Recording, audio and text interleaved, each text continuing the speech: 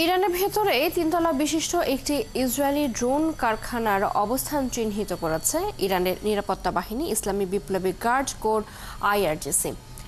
আধা সরকারি সংবাদ সংস্থা তাসনিমের প্রতিবেদনে বলা হয়, এ ধরনের আরও কিছু স্থাপনা ইরানের ভেতরে রয়েছে বলে মনে করছে তেহরান, আর এগুলোর বিরুদ্ধে অভিযান চালাচ্ছে নিরাপত্তা বাহিনীগুলো।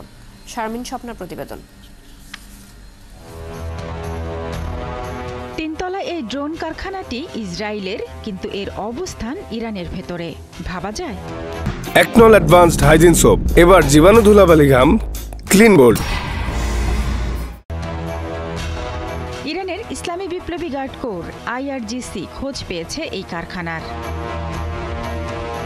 সংবাদ সংস্থা তাসনিমের প্রতিবেদনে বলা হয়, এই ধরনের আরও কিছু স্থাপনা ইরানের ভেতরে রয়েছে এমন ধারণা তেহরানের, আর এগুলোর বিরুদ্ধে অভিযানও চলছে।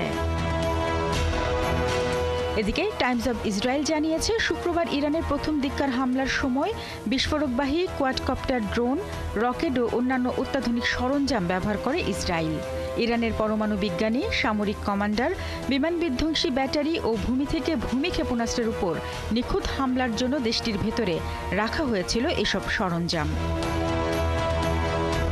এ নিয়ে যুক্তরাষ্ট্রের সংবাদ মাধ্যম ওয়াল স্ট্রিট জার্নাল তাদের প্রতিবেদনে বলেছে, অস্ত্রগুলো চোরাই পথে ইরানে ঢোকানো হয়, এগুলো ইরানে তৈরি করা হয়নি।